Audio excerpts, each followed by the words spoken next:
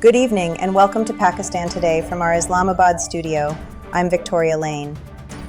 Iran has set clear conditions for any future negotiations with the United States, saying meaningful talks cannot take place under pressure or threats. Foreign Minister Abbas Araghchi stated that the Memorandum of Understanding clearly prohibits negotiations under coercion and urged all parties to honor their commitments. He stressed that Iran would not compromise on its sovereignty, security, or national interests, adding that neither the Iranian people nor the country's armed forces could be intimidated. Araghchi also pointed to the large public turnout at the funeral of Supreme Leader Ali Khamenei, describing it as a powerful display of national unity and resilience. Tensions between Washington and Tehran have intensified following fresh remarks by U.S. President Donald Trump. Iran has issued a strong warning against what it called threatening rhetoric from Washington. Secretary of Iran's Supreme National Security Council, Mohammad Bagher Zolgadar, said President Trump had threatened more than 91 million Iranians and urged him to adopt a more respectful tone. He warned that any continued aggression would receive a firm response from Tehran and recalled that previous U.S. threats against Iran's ancient civilization had ultimately failed, leading instead to negotiations and calls for a ceasefire. Fresh concerns have also emerged over security in the Gulf region after reports of an oil tanker attack near the Strait of Hormuz and the Gulf of Oman. Details of the incident remain disputed, with no independent confirmation available. Iranian state media reported that the tanker was operating without the required coordination and had ignored repeated warnings before coming under attack. Iran maintains that vessels using its sensitive southern maritime routes must remain in contact with its authorities. Meanwhile, U.S. officials have accused Iran of striking a commercial tanker with a missile-like weapon that reportedly caused a fire on board. The conflicting accounts have heightened concerns over maritime security along one of the world's most important shipping routes. Prime Minister Shehbaz Sharif has directed authorities to expand financing facilities for small and medium enterprises in an effort to strengthen Pakistan's exports. Chairing a review meeting of the Small and Medium Enterprises Development Authority, the Prime Minister stressed the need to improve SME capacity, particularly in agricultural production and fruit processing. He instructed commercial banks to introduce dedicated loan products for SMEs, while also supporting feasibility studies and project development.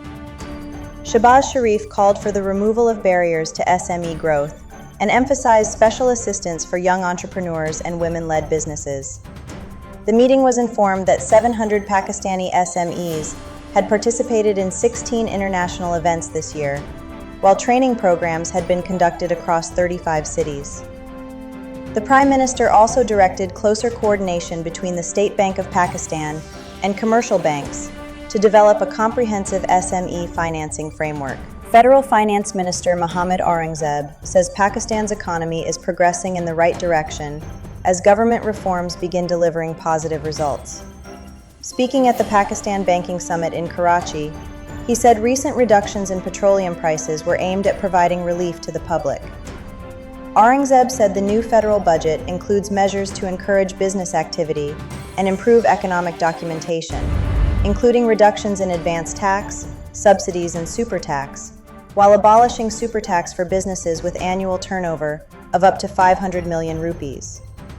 He added that taxes on agricultural machinery have been reduced to zero, loan conditions for farmers have been eased, and the tax burden on salaried individuals has been lowered. The finance minister also said the powers of income tax officers had been curtailed to facilitate businesses, and announced plans to establish a special task force, in coordination with the State Bank, to improve financing opportunities for small and medium enterprises. Cuba has experienced its third nationwide power outage of the year after the complete collapse of the national electricity grid. State power authorities say the cause of the blackout remains under investigation. The country continues to struggle with aging power plants and severe fuel shortages, while officials also blame tighter U.S. sanctions and restrictions on oil supplies for worsening the energy crisis. The repeated blackouts have deepened shortages of food, water, and medicine, prompting the government to accelerate investment in solar energy as part of efforts to stabilize the national electricity system. And finally, Belgium has booked its place in the FIFA World Cup quarterfinals after defeating the United States 4-1 in the pre-quarterfinal. The match attracted widespread attention following controversy over U.S. forward Folarin Balogun, whose one-match suspension was deferred by FIFA, allowing him to play. Belgium challenged the decision, calling it unfair interference, but FIFA rejected the appeal. Following the victory, Belgium's official social media account posted a cryptic celebratory message, while several players were seen performing a Trump dance, sparking debate online. The controversy was further fueled by earlier comments from U.S. President Donald Trump, who had claimed the match would be considered fixed if the United States lost. That's all for now. You're watching Pakistan Today. I'm Victoria Lane.